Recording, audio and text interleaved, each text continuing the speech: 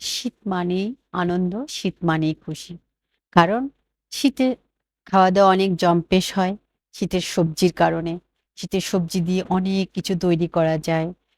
অনেকভাবে খাওয়া যায়। স্যুপ, পাকোড়া, তারপরে চাইনিজ সবজি, বিভিন্ন ধরনের জিনিস খাওয়া যায় তৈরি করে। এজন্যই শীতের বাজার করা সবজি কেনার মজাই আলাদা। কিন্তু শীত তো চলে গেল বন্ধুরা। তারপরও শীতের সবজি বাজারে ভরপুর পাওয়া যাচ্ছে।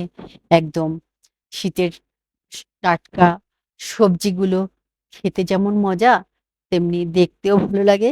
কিনতে গেলে তো আরো ভালো লাগে। কিন্তু যখনই দামটা শুনি, আ তো তখন তো মনটা খারাপ হয়ে যায় যে, এখনো সবজির এত দাম! হ্যাঁ, আজকের ব্লগে আপনাদের জন্য নিয়ে আসছি আমি শীতকালীন সবজি ও অন্যান্য বাজার ব্যাপারে। চলুন আমার সাথে বাজার ঘুরে আসবেন। আমি আজকের ১ম এই চলে গেলাম হচ্ছে পেঁয়াজ, রসুনের দোকানে। তো ওখানে গিয়ে আমি পেঁয়াজ নিলাম না। কারণ পেঁয়াজ আমার আলুটা খুব প্রয়োজন। আর রসুনটা আমি যদি পেঁয়াজ আ কিনি বা অন্যান্য কিছু কিনি, তখন আমি কিভাবে নিয়ে যাবো? যেহেতু আমি একা বাজার করতে গিয়েছি।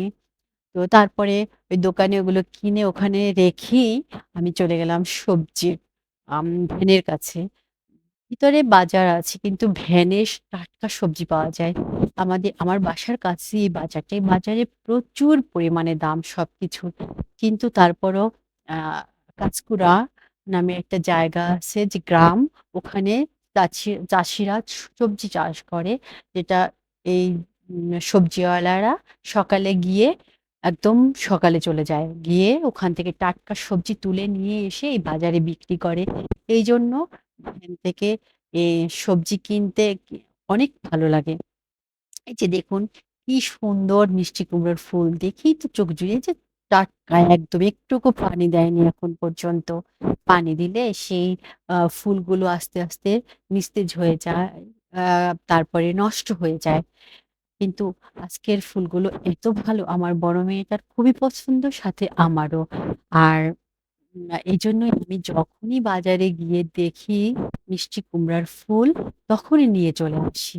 দেখুন এই একটা আটির ভিতরে ৬ টা কি ৭ টা ফুল রয়েছে ছোট বড় মিলিয়ে। তো এটার দাম তারা চাচ্ছে ৳১৫ করে। তাহলে পার পিস কত পড়ে দেখুন তো? আমি তার সাথে কথা বলে যে, "না আমি একটু বেশি নিবো, আমাকে একটু কমিয়ে দেন।" তখন আমি ৫ টা আটি ফুল নিয়েছি। আমার কাছ থেকে ৳৫০ রেখেছে মানে ৳১০ করে আটি।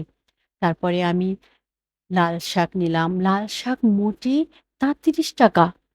তারপরে এই যে ছোট্ট সাইজের দেখেন ফুলকপি বলে যে এখানের তোলা হচ্ছে ফুলকপি, এইজন্য এটার দাম বেশি। যেহেতু আমরা ক্ষেত থেকে নিয়ে আসি, জমি থেকে নিয়ে আসি এইজন্য।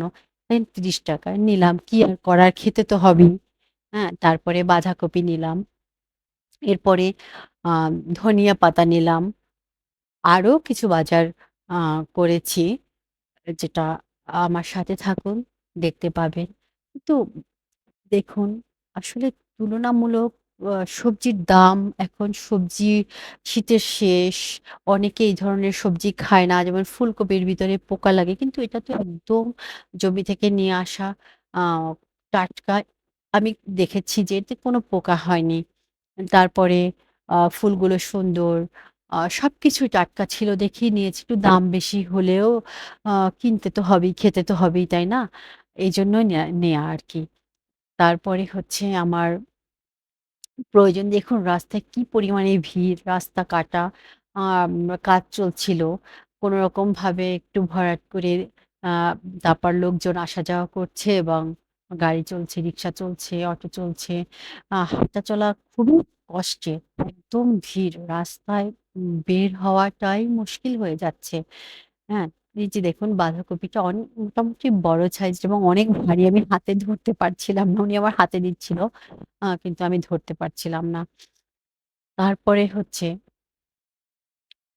এই আসলে আমরা বাজার করতে গেলে একদম হিমশিম খাই।